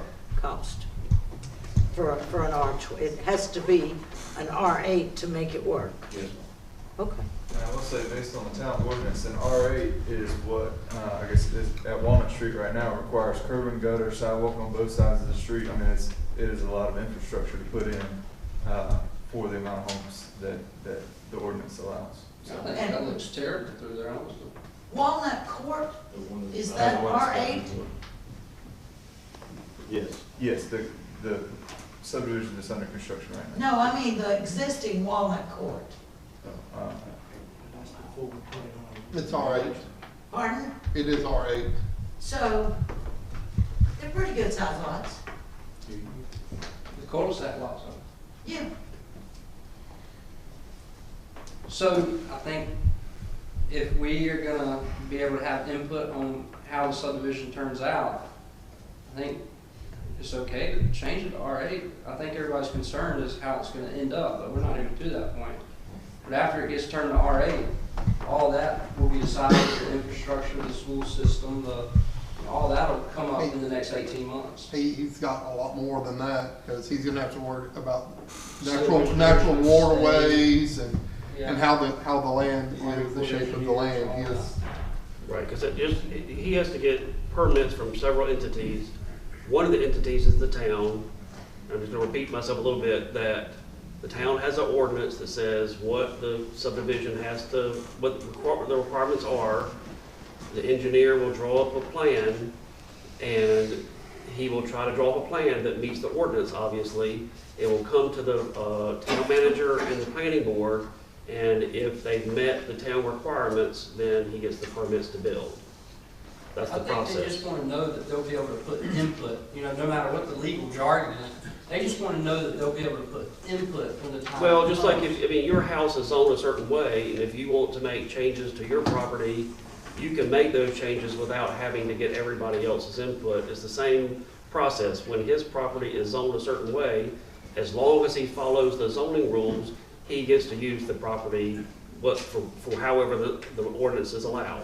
Can everybody be allowed to review the R8 zoning rules before y'all vote? The R8 zoning rules exist as they are right now. You know, there are certain zoning Probably rules. nobody in here has read those, so nobody knows. Well, no, I mean, but if you wanted to open up a business in your house, you may or may not be able to open it up in your house based on what the zoning ordinance is, and that zoning ordinance exists now. So every time somebody needs to build on their property, we don't recreate the zoning ordinance per project. The zoning ordinances exist, and everybody in town has to follow the zoning ordinances for their particular lot. And it's the same concept here. If this property is owned R8, then as the developer and the engineer develop the property, they have to follow the town rules. They will come to the town asking for a building permit. They'll show the town their plans. If the plans meet the town requirements, they'll get their building permit. It's the same concept as for anybody else in here that has town property. But if the zone's R8, you're pretty much stuck. You can't do much. Once the zone's R8, it's gonna make zone R, you know, you can't take Well, I mean, the 12 now. planning board can control it, you know, to an extent. The planning board can make sure they follow the rules. The planning board would just be reviewing what they bring to us. So if it requires curb and gutter, and he draws up a plan that doesn't have curb and gutter on it, the planning board can reject it. If the ordinance requires curb and gutter, and he draws a plan that has curb and gutter on it, the planning board has to approve it. So does R8 require curb and gutter? I don't know, I have no idea. I think we need to know that before we put it at R8. Well, And that's what I was just mentioning, what about the infrastructure was with Walnut Cove, was just approved by the town. There's a curb and gutter, sidewalk on either side, water and sewer, from. Either side or both sides? Both sides, sorry, yes, both sides. So, But if he don't even know the R8 code about curb and gutter, you gotta legally. Well, I mean, there's so much there's jargon about, it has to be 3 foot. I mean, there's just, once you get into R8, like. The roads have to be built to certain standards, the water has to be built, I mean, they can't just put in any pipe, they have to meet certain standards. I have no idea how to put in water pipe, but that's what you have other engineers, you have other experts that deal with those things, and we'll make sure, so if it requires. I'll make it easy for you. Yes. Take a picture and say, this is what a R8 It's on the internet, home if looks you Google like. Town of Here's a Spring lot Hope, size. if you look at Town of Spring Go Hope. to Google and read 500 pages of R8, show them a picture. This is what an but R8 house looks we're like. getting a little off track here. Hey, the man would like to build a subdivision. He's asked to rezone from agriculture to R8. Nobody knows until the engineers have drawn it whether or not he's even going to get near an R8. It could be the way the land is, all the lots are 10 and 12 or 14,000 square feet. They could end up being an acre and a half, 2 acres apiece. By that time, he's probably going to rethink the whole project. He's, you know, he has a plan. He's a builder. Builds obviously good size. Will take on a good size subdivision. He's really in the early stages. If you want to know the difference between R8, R16, R30, R40, and all of that, you go online. But we definitely would be here all night long going over multiple pages if you want to know what's in an R8, what's in all the different ones. Essentially, it tells them how many R8. The only difference is the number of square feet in a lot. Is all it is. So right now it's agriculture. He's probably looking at his best bet to build as many houses and make money. And everybody has to show up and know what R8 is now. There's not a good communication system. Like, we should all know what R8 was before we got here. It's simple. Then everybody that comes here is prepared, and we don't have to waste an hour of conversation like this. So, I mean, it could have really been simplified if you guys had prepared the people that were going to show up. I think it's a good idea. I think we need them. I think we need the subdivision. But I doubt anybody here knows what R8 is. But, you know, if I was voting, I would vote, yes, let's vote it, turn it to R8. I'm trying to look, just about everybody I know in here that lives in town is probably on an R8 lot now.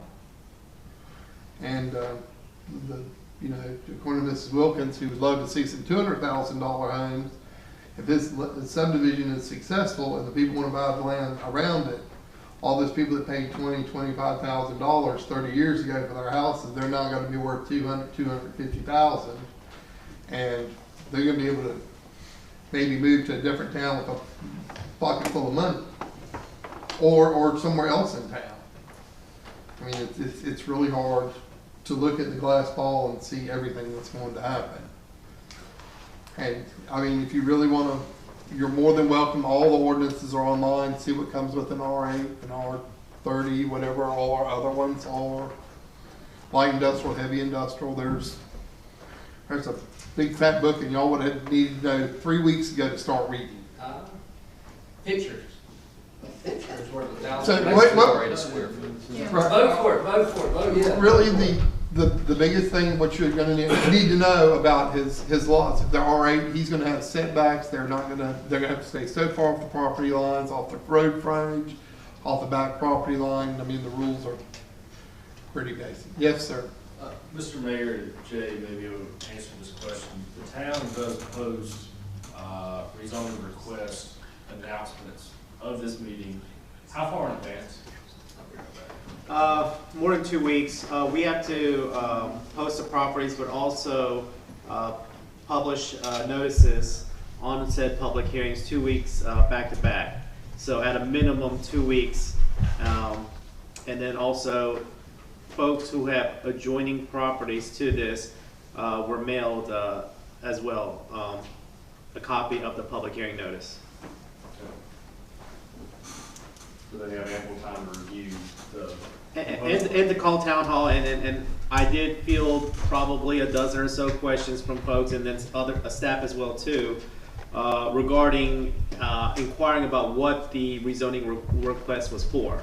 And so we did explain to them that it was a rezoning request from RA, residential agricultural, to R8.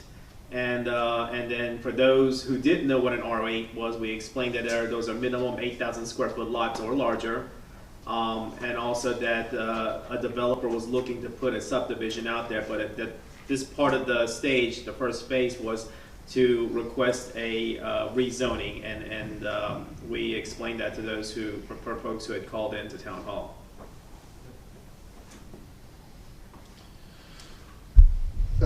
Is there any more public comment?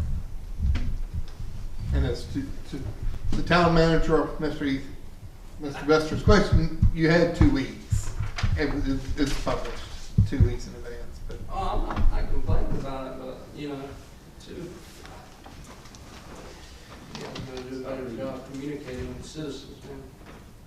We met the state requirements on what we were supposed to do with legal notice posts and the time frames. if we have no more questions from the public, I will entertain a motion from the board to go back in open session. So moved. Second. I have a motion and a second, go back in open hearing. If there's no more discussion, all in favor say aye. Aye. All opposed say nay. Motion passes. Next item on the agenda before us is consider action on a rezoning application request RZ 2021-01 to change parcel ID 007494 and 044084 from residential agriculture to R8. So, again, before you consider the recommendations and the suggested motions on this request, the analysis of the impact of the immediate area and community as a whole, the applicant did answer the 3 questions there and highlighted in red. I'll just read it off real quickly. Question 1 is, how does the potential uses of the new district classification relate to the existing character of the area? The property is adjacent to existing R8 zoning along the frontage and the surrounding area and is currently wooded and undeveloped agriculture and residential use. In what way is the property proposed for rezoning suited for the potential uses of the new district? This property has access to be served by Spring Hope's water and sewer and will utilize the town utilities. The property is currently in the town's ETJ and will be annexed into the town limits since it is adjacent to the current town limits. How will the proposed rezoning affect the value of nearby buildings? The proposed rezoning will not affect the value of nearby buildings since the proposed residential zoning matches the surrounding area and would be an expansion of the adjacent R8 zoning.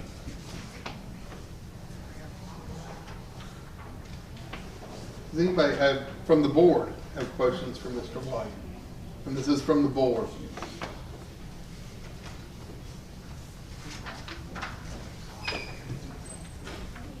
I'm gonna ask a quick, easy one. It's been stated that you will annex into town. This is a voluntary annexation? Correct. I figure you had the harder questions. You haven't had a really difficult question yet. I thought we'd start out. No, we plan on doing the voluntary annexation.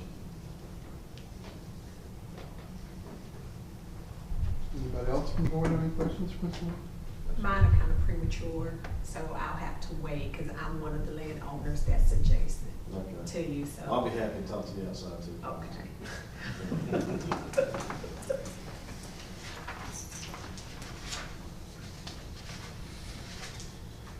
Anyone else? I would make a motion that RZ-2021-01 is not inconsistent with comprehensive plans that have been adopted by Town of Spring Hope. That's second. I have a motion and a second for the board. RZ 2021-01 is not inconsistent with the comprehensive land plans that have been adopted by the Town of Spring Hope. There's no more discussion. All in favor say aye. Aye. All opposed say nay. Motion passes. I'd like to make a motion based on information presented by staff and other interested parties. RZ-2021-01 does have an acceptable level of impact on both the immediate area and the community as a whole. Second. I have a motion and a second. Based on the information presented by staff and other interested parties, it does have an acceptable level of impact on both the immediate area and the community as a whole. There's no more discussion. All in favor say aye. Aye. All opposed say nay. Motion passes. Make a motion that the Board of Commissioners does approve the following rezoning request, RZ-2021-01. Second.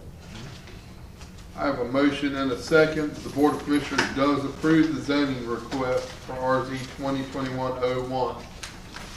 There's no more discussion. All in favor say aye. Aye. All opposed say nay. Motion passes. Good luck, Mr. White. Thanks, sir. And not just with this, with your project. Sir? With your project. Yeah.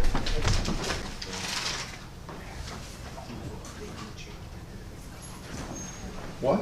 Yeah. No, not acceptable. The next item I have on my agenda is the town attorney's report. Did he bail on us too? I just got a notice that Mr. Mister said there were no updates on the Chamber of Commerce. My next item on the agenda would be the report from Environment. I don't really have a report except for the schedule this week was Meek Cemetery has been completed, and they started on Oakdale today, and they'll complete Oakdale tomorrow and start leaf and limb. And then Thursday will be determined depending on the weather, the storm that's coming. Anybody have any questions for Environment this month? And generally, we get a printout of water usage and everything else. Is there a reason why we don't have that? It was, I sent it today. You should have it attached in the environmental report. I had one over there. Oh, this mine? Okay. Yeah, they're Sorry, laying on the my table in slid front of inside, my bad. That's okay. I took it. Prudence took it from me. It was late. I'm sorry. I apologize. I took everything from over here and threw it over there. I took everything and made a pile here. I don't mind some of the stack. Does anybody have any questions for Environment? From the town board? Oh, town board. Sir, if you'll stick around, I'll let you Okay. ask under mine. I'll leave it to you. I don't have much on mine. Okay. Walk through agenda. Lucy. Tree meetings, that stuff up here. Next item on the agenda is the report from the police chief. We have had 6 reports that were filed 281 total calls for service, 178 security checks, 48 vehicle stops, 4 vehicle accidents, and 10 reported street lights out. Anybody have any questions for the chief? Have Patrick stop by my place. There's one of the valves that's gone bad, and I think we keep missing it. One of the lights. Is it going on and right in off? the corner with me and mine. Oh, yeah. We got a strobe light. I'd like. I'll send him a message when I leave and ask. Yeah, just have him come For him to see. get 10 in 1 month, I would think it was probably on there. I think he's got it before because they replaced the bulb itself, but it'll stay on and then it'll go out. Sometimes it stays out longer. If he could, it's very possibly driven by it as all. I'll ask him if he's not sure. I'll just tell him something. Instead of saying, about 11 o'clock, we'll be out here. I'll ask you and the manager, the one on Elm Street, on the part of it that goes towards McLean Street. I know that LED light was reported last month, and Duke Power showed up, and the neighbor came out and spoke to the guy from the power company, and he got in his truck and drove off, so he did not fix the light. And I'll let y'all kind of follow up on that one. It's the new LED light. It probably has for it not to be fixed. Well, I can tell you, I did that when I worked at Nightdale and I tried to sleep. When they replaced it with Nightdale, I replaced it with LED. It's super bright. I'll find out. If he did the request for it not to be fixed. The light was added because the neighborhood had a problem with that end I would of say if the guy was tree there to here. fix it and he got in his truck and left, it probably was asked not to fix it. I'll look into it. If you put the request back in. Yeah. To fix it. Anybody have any questions for the chief this evening? Thank you, sir. I'm going to back up to the report from the town attorney. He thought he snuck out and I didn't have a mark by your name. Tyler just right. Nothing to report to the board in open session, one matter for closed session. Next item on the agenda would be the report from the town manager. So I've got an update in regards to Code Red. I did reach out to Brent Fisher with Nash County Emergency and Management. Some of this came up in the past with our messaging system. Our phone tree messaging system takes a while to operate, to call all the residential and commercial properties. Sometimes when we have updates in a shorter period of time, our messaging, by the time you get it, may be outdated by many hours. So their system could potentially reach out to all of our residents in a very short period of time. And as we were talking about the potential logistics, if we were trying to get messages out regarding our water issues with leaks or services in real time, the two options discussed was, one, we would share our database of our numbers that we have with our phone tree messaging system with Nash County Emergency Management. Again, we would then contact or get the news out or reach out to our residents and let them know that if they want to opt out, they could contact Nash County with that request. That would be the most efficient way to get everyone on the Code Red system if they're not already on there. The other option, which would take a little bit longer, would be that we would start a campaign on signing up, having folks know about the Code Red system with the county and signing up, and for those that aren't already on the system. Again, just wanted input from the board on which of these two options they may have in mind on how to proceed. Again, my discussion with the official at the county management stated that the first option would be the fastest way to do that. Get everyone on them with the sharing of our database and numbers, and then allowing for residents to opt out if they don't want that service. You just see that as a recommendation from Just a recommendation from the board as a consensus on which option they would consider or consider on moving forward with. One sounds good to me. The concern would be, I think, from some residents is that we would be sharing their contact information, but obviously we're not sharing with the private entity, we're sharing it with another municipality, another government entity, which would be the county entity. But again, I don't know if certain residents would object to that, of us doing that or not, so that's why I had the two options there for consideration. But it's Nash County though, right? Excuse me? It's Nash. It's Nash County Emergency Management, yes. So option A is giving them our numbers so they can call if their phone tree operates faster than ours. Yes. And letting the residents have the option to opt out. The second choice is to contact everybody and see who wants to opt in. And get them to basically call the county to sign that service up, yes. And again, that would take some time, and I just feel like, the option would be a lot more efficient with our messaging system that we already use with those numbers, to go ahead and just share that with the county and get everyone on Code Red. Do I have a recommendation or motion from the board? I'll make a recommendation or a motion, we go with Plan A. Second. I have a motion and a second to go with the first option, option A, to turn over the contact information with Nash County and give the residents the option to opt out from the call. There's no more discussion. All in favor say aye. Aye. All opposed say no. Well, Jay, I guess I will suggest that you make a nice new phone tree message and let the residents know that this is going to be the plan if they'd like to find out where they need to call to opt out. We'll work out all the logistics and getting that information out to the public.